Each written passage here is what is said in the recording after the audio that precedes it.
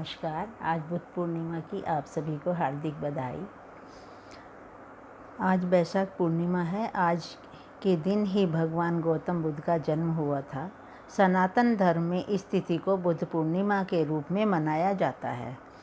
बुद्ध पूर्णिमा का पर्व बौद्ध अनुयायियों के साथ साथ हिंदुओं के लिए भी बहुत ही खास मान्यता रखता है। मान्यता है कि वैशाख की पूर्णिमा के दिन ही विष्णु भगवान ने महात्मा बुद्ध के रूप में 9वां अवतार लिया था। हिंदू शास्त्रों के अनुसार बुद्ध 29 वर्ष की आयु में घर छोड़कर संन्यास का जीवन बिताने के लिए चले गए थे।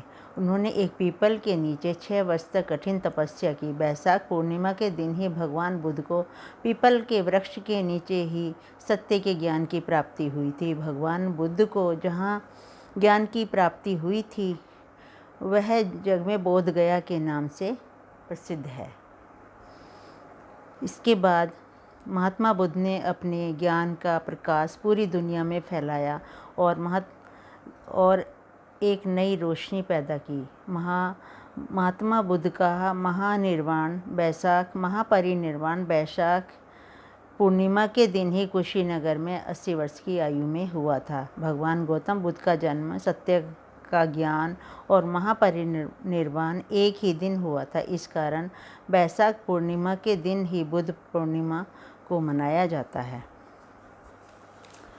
भगवान बुद्ध ज्ञानशील होने के साथ साथ हर समस्या का भी सहजता से लेते थे।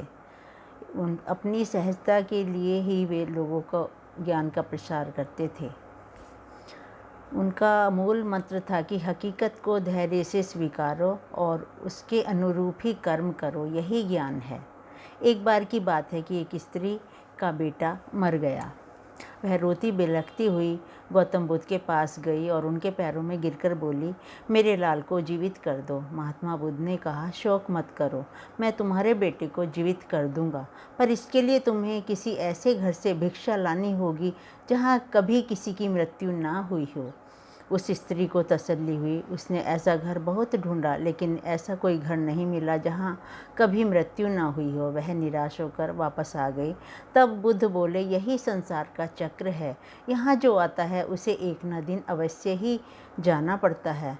तुम्हें इस दुख को धैर्य से सहन करना चाहिए। महात्मा बुद्ध बोले, हकीकत को धैर्य से स्वीकारना ही सहज ज्ञान है।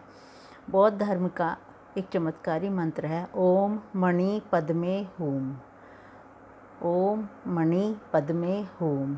ओम मणि पद्मे हूम। बुद्धं शरणं गच्छामि। बुद्धं शरणं गच्छामि। आपको ये वीडियो कैसी लगी आप कमेंट करके मुझे ज़रूर बताएं।